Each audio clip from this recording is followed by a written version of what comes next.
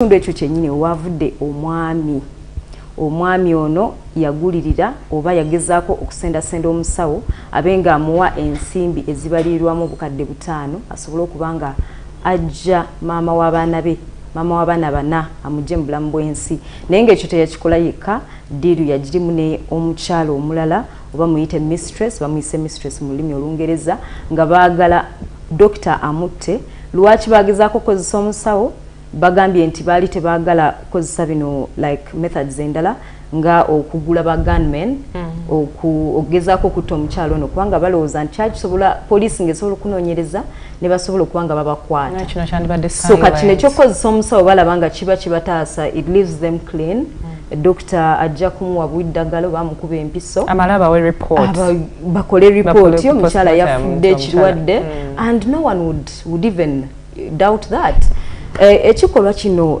kinzizaayo mu kulowooza as we're looking at marriage, as we're looking at relationships generally nga yesterday discussion yaffe bwe yadde etambula biki ebiyinza okuviirako omuntu okugamba nti yes obufumbo mbwagala yes byonna mbikoze yes ngumiikiriza naye ekimala kimala like enough is enough. I have done it all. I have been patient. I have been a good person, but I think this is it for me. I call it quits at this point. Bichi ebiyinza okuviirako embeera eyo njagala kufuna ku ndowooza zammwe. Omukyalo ono yali agenze kuzaala. Yes. Omwami. Yes. Nga mulimu abaana abalala bana ono wakutaano. Ani alete ekirowoozo kino mwami batula ne mistress kati mistress omukyalo ono owokubiri ono atemerako omwami amugamba dokita ono alayika muntu mulungi dokita bamuyise Dr. Fred Bainomujisha yes those are the names Dr. Fred Bainomujisha n'agamba dokita ono ebbanga lemaze nga nkolagana naye muntu mulungi alayika tajja kukolaki tajja tulyamu lukwe tuogere naye tumuwe sente baguliride gynecologist omukyala omwami n'akikkiriza n'agamba actually no amagezi gompadde malungi kijja kukola tumuwe obukadde 5 nti tumuwe obukadde 5 kati on the day bwe baconfirming nti ddala doctor bagenda kwogera naye omwami yagendayo naye nga omukyala yasooka okwogera ne doctor mistress nti tubadde twagala tukolere boti naye kati omusajja yagendayo nduza nga atutte sente agenze okudeliveringa sente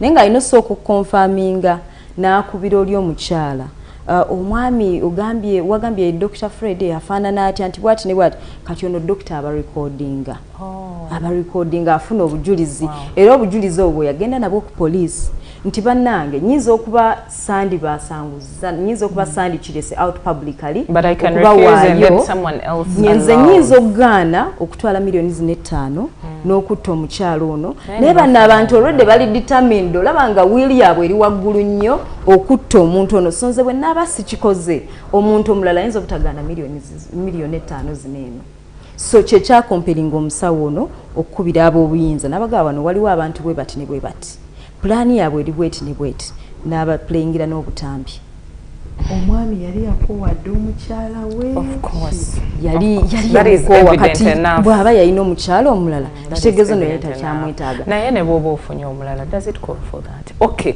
which kind of hatred would push you to that extent nti omuntu oyagala omugye mu bulamu bwe kati obutabanguko mu maka domestic violence relationships that are broken marriages that are toxic and this is reality you people yeah of course this is reality mu mwezi ogwa November every year ekitongole kya World Vision under Ministry of Gender Labour and Social Development baina campaign gye bayita 16 days of activism against gender-based violence. A program eyo yavaayo okugezaako okwadressinga ekizibu kino because bwekiri ate kinene. Gender-based violence, domestic violence byonna ng'obigatidde wamu kizibu kinene nnyo obutabanguko mu maka basajja kuba abakyala baabwe n'ennaku zino n'abakyala nabo ssebo baafungiza mulimu abakyala nga ye yakuwa omwami ng'omwami bwadda nekigamba oyo nno gwe mulaba mukazi wa mukuba oyo ye baba ye bamukuba bamuyuzaayiza. So obutabanguko bwo mu maka nti muyina ebitatambula bulungi, muyina obutakkaanya. Should you really get an adult omukyala kuba omukyala waba muntu mukulu oba tewawasa mwana muto ne bw'aba asobezza ne bw'aba azza musango munene gutya, should you get this adult omukyala gwe wafunanga muntu mukulu omukube omusambe ekyo kinajjawo obuzibu bwe muyina? Does it solve the problem? Mbabuuza, gender rather violence, domestic violence, is it a solution to your problems? Omukyala kale ne bw'aba yazizza omusango nga munene mutya. Milka, what are your thoughts? I really want to get your thoughts about this. About violence. Oba kwe bayita okugunjula nti yoka nze nja mugunjula, nze nja mutereza, nja mwetereza. Okukuba okwo kwe bayita okugunjula, does it solve issues in a relationship? It doesn't solve issues. It just breaks literally everything. Because of course ono mukulu munno odotya ku mukulu munno n'otandika okukuba. Olaba ennaku zino batugamba n'abaana nabo mwana ne bw'aba asobeza, the solution is not battering, fighting. That violence is never a solution to our problems. Instead, you make the person wild, I think. You make them wild, but also the trauma that someone gets, the damage that you cause psychologically and mentally is so big. But also the wali osanze ko mutu musanga ino olubali mbubankubye nosanga omuntu nga bamukubye eriiso lyamyuse lyazimbye ataddeko makeup, you understand, okugezako okubikirira.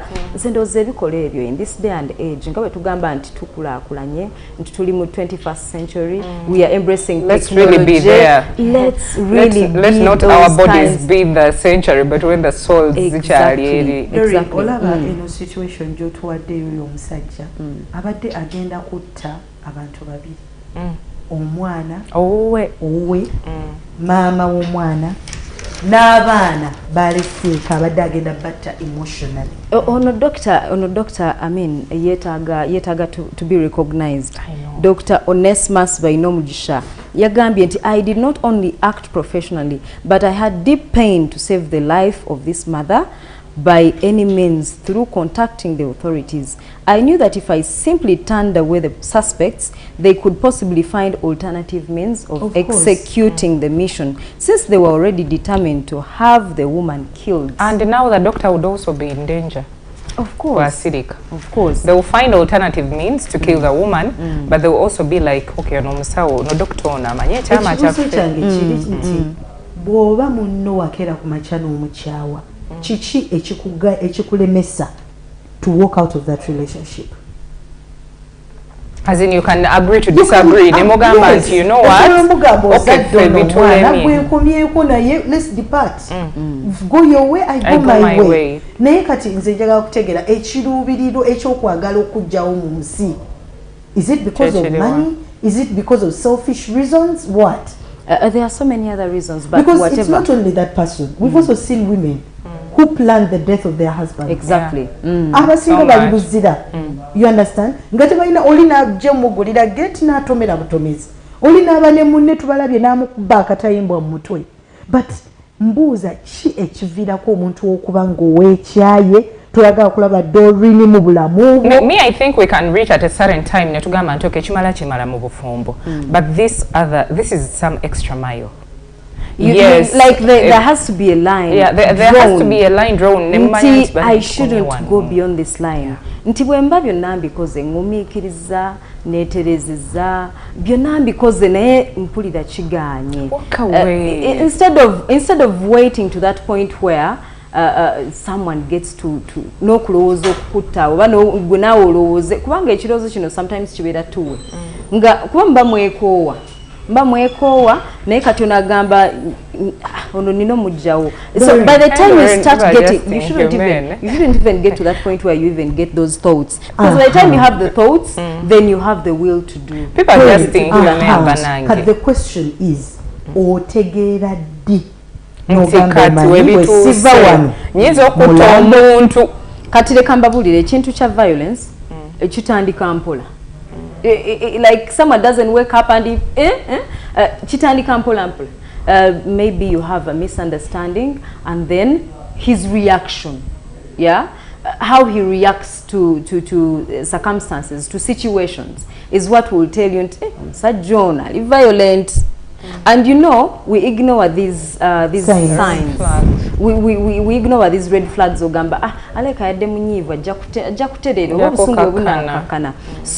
you realize that this person is a serial battler. Kati n'oguma n'akukuba omwaka ogusooka n'akukuba omwaka ogwokubiri nkakugamba gwe kati that is the norm of the day wamanyiira ye musajja bwanyiiga akukuba kati nze awo ndowooza awo ogambira naawe kiba kigenze nawala because for me like what was it we non-negotiables when I am looking out for a relationship or a marriage. I know that they are non-negotiables on my end. There are things I will not take on. What are your non-negotiables? Violence. Violence is high on the list. It's number one. For me, if you're violent, when I see you, I get that fear. You have the fear in you already. Yeah. Because of you can't even speak. To Sovia, we all we err. We all bound to fault at some point. But bulirolo was that omuntu ono ye kastanyiga ye kastazivako kuisamu mpi kusamba samba which causes a lot of depression by the way. I can't put my head to think that I can stay in such a relationship. Kuno batugamba nti buli omusajja lwe yakubanga gwalinga mukwano ne bwe wanobanga noddayo ewaka n'ogamba nti omwami yankubye bagamba nedda ogwo gwabadde mukwano ddayo mu bufumbo abadde gumusumbuwa naye okyegendereza most families eziyimiriddewo abazadde n'abaana babakubako naddayo nga buli lwaddayo afuna lubuto n'akomawo n'atuula batugamba nnyo that there are no non-negotiables olina okubeera mu bufumbo n'oguma omukana bwe gweyongera okola ki. The non-negotiables are when you're starting a relationship with this person. So you do not negotiate when you're already into it. That is not a negotiation. So during courtship, when I start meeting this guy and we are friends, I start to take note. How does he manage his anger? How does he react to situations? When I apologize, does he forgive? There are people who are not forgiving. Now the thing is, what is funny about that? Yes, you can do that. But you know, yesterday, like Milka said, when I'm with Mugambo, Mani Milka, Olavo, Jijawa, Yokubera online, to just messages. Someone will talk to you, but when deep inside your heart, you like the person, and you're like, okay, I really like this guy. In that, even when you're quoting, and the other thing is, when you're quoting, like you said, Doreen yesterday, the person most times will do everything possible to show you, you know, Kevin, I can do this. So ne anger, never wa ina chokoze nga mo dating. That person waba ina cha targeting. Kevin, there will be red flags in there. Along the way, of course, we're talking about courtship, dating, 1 year into the marriage, 2 years. You're noticing things. Perfect in your marriage, that your man will not get angry at some point. It is bound to happen. You've talked about courtship. There is someone so intimate to me. It so happened to a friend of mine. Bagenda out ni mukwano gwe. They were during courtship. So going out, the man gets drunk, and stupidly or unfortunately, na vuge motoka. Kaiwa vuge motoka. He wants to excuse himself. Na parking in the middle of the road. Na fuluma kati cars were coming and were hooting ngaba blockinze omwala nakanyagamba Peter come let's go bishishi Peter ya mugamba oli mulalu vuge motoka ovewo under the influence of alcohol. Yeah, he is driving, they are from outing, mikwano jejiri mu motoka mabega. All the friends were telling her that is omusajja yabadde atamidde omusajja wabadde omupapya, the other people could wait. Naye for her it was a sign that if he can back at me kibeerawo omulundi ogusooka oyinza ogamba yes he was under the influence. It is bound to happen omulundi omulala. Yeah, then still you'll make judgment. Okay, that is now where omusajja alina obusungu omulabirawo n'obwoba okyadde wuwe n'oyiwa just mazzi munango obusungu fena tulina obusungu. Obusungu, I think every one of us has. Everyone has the animal side. But when should it come out? Or they didn't okay, you raise koyoka voice, not so much into omuntu omuvuma bichi bicholi musiba so on. When should it come out? Nti okay, ndi munyevu. Like Milka is saying, should someone spill water and you get annoyed? Break a glass and you get annoyed. Waliwo abantu abalina disorder je bayita OCD. Nga ye, they are those kinds of people are very clean, very neat, very punctual. They are very everything. So you need to, again, still in courtship, kumanya, you have to study no manya omuntu goli naye. No manya nti ono nja bisobola, ono bino sija bisobola. So, but again in the marriage, how do we resolve conflict? If you have, for example, an argument, if you have a conflict in between there, how do you solve it? Mulimu abantu abatamanyi to communicate.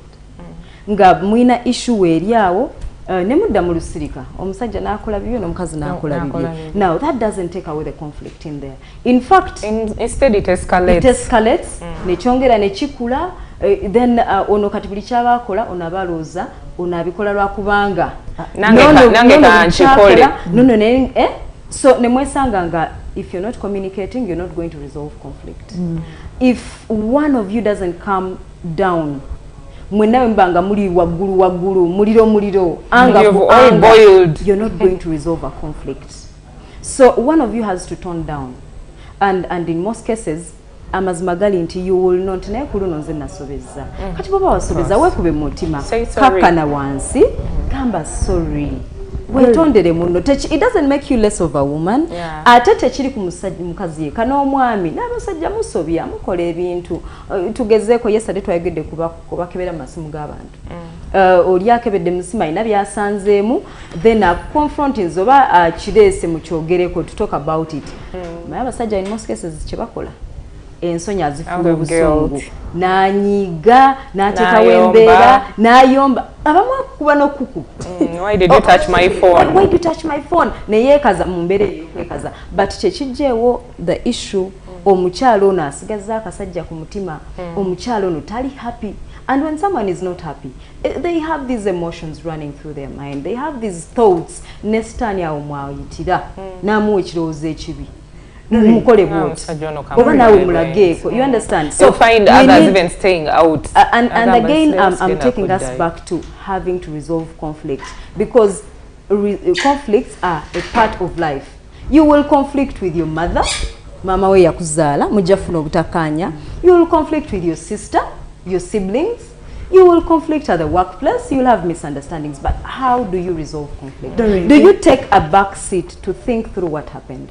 Do you take that responsibility to be the person that initiates conversation around what happened, to try and resolve the conflict? Chivewo, because abamba gambanze nensonyiwa nenkuleka naye tekivudde mu mutima gwe, tekivudde mu ndowooza ye. Now that Doreen, how best can you initiate a conversation in this case for this man? Mukyala ali lubuto. Oyina mistress, ayina ogenda mu antinatals, bingi byatalina abaana balina okuddayo ku ssomero. How best do you think you can sit down such a person ng'ayina omuntu gw'ayogerezeganya naye? Personally, I think in the first place, bano we batu say it is something else. It is now beyond them. Beyond. They can't resolve. Now when there has to be a line. Yeah, like I'm imagining this woman, buchanga badde n'oyo omwami. Hasn't she sat herself down? Neebulira nagamba nti obufumbo buno ndowooza bwe butuuse. Because by the time this man tries to hire a medic, naawe ng'omuntu aba alina signs ze yakulaga edda ezikulaga nti nakukoowa kale ate oba ne boofa. Kati munnange abakyala abasinga naddala ng'ali lubuto ng'alina abaana balwawo ssalawo.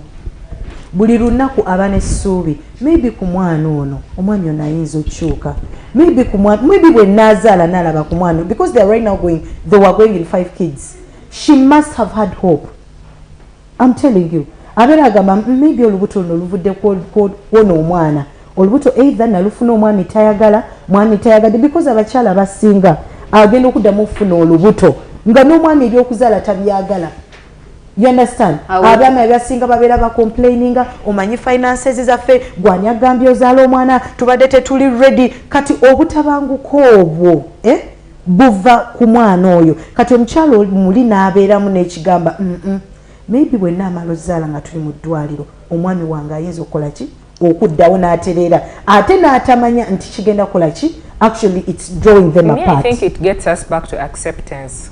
Omukyala yali takkirizanga nti buno obufumbo bwaggwa omwana wali obeera mu kintu naawe n'okiraba deep inside of you olinawo abaana bangi otandikirewa. But how many people are hustling? Yesterday we were here with Madame Kushaba and she was telling us of the ladies abali mu butale when and everywhere they are hustling. Kevin, so the hardest decision. It is hard, but it is better. It is better than this. It is better than this.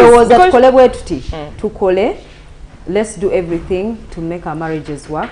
But when the red flags are many, buli kimbo ekiba kikulaga nti eno marriage ogirimu weka, because marriage takes two. Yeah. It takes two. Musajja bw'aba asobola okumala omwezi oba wiiki nga tali waka nga naye ne bw'obimbuuza kola taagala byogera kola nga takuliika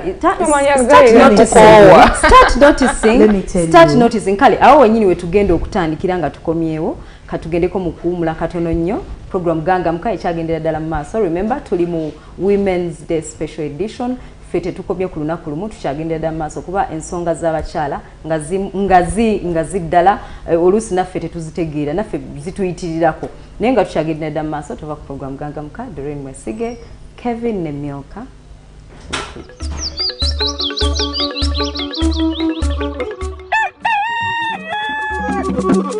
Thank you.